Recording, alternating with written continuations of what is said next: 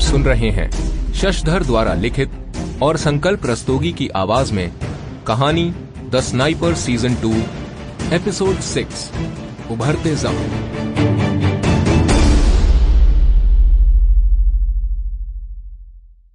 मंगलवार का दिन था। 11:30 बज गए थे। समता में सभी लोग अपने अपने काम में लगे हुए थे।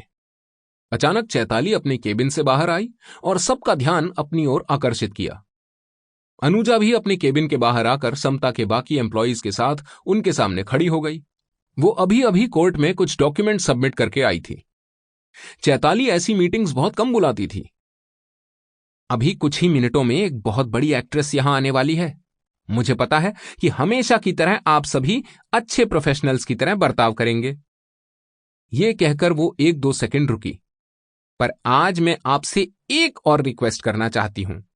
सभी लोग अपने अपने स्मार्टफोन्स अपने बैग में रख देंगे और कोई भी किसी तरह की फोटो नहीं खींचेगा। वो फिर कुछ पल रुकी और उसने सभी को सख्ती से देखा।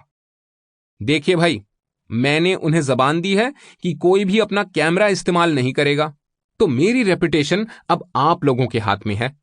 और याद रखना, जो यहां आ रही हैं एक बहुत ही संवेदनशील कारण की वजह से आ रही हैं, तो ये बात समता के बाहर नहीं जाएगी। ओके? चैताली ने फिर अब्दुल और अनुजा को देखा जो इत्तेफाक से एक दूसरे के बगल में खड़े थे। अब्दुल, तुम भी समता परिवार का हिस्सा हो, तो ये रूल तुम पर भी लागू होता है। बस 1 घंटे की बात है। अब्दुल ने अदब से अपना सर हिलाया।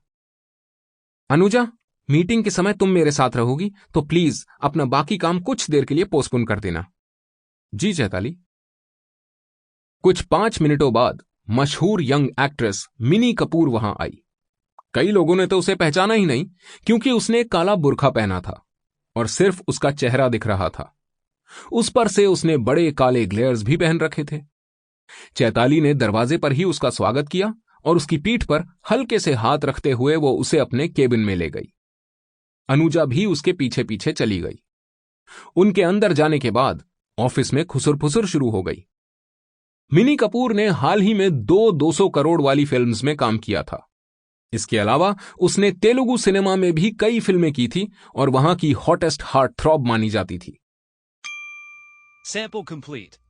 Ready to continue?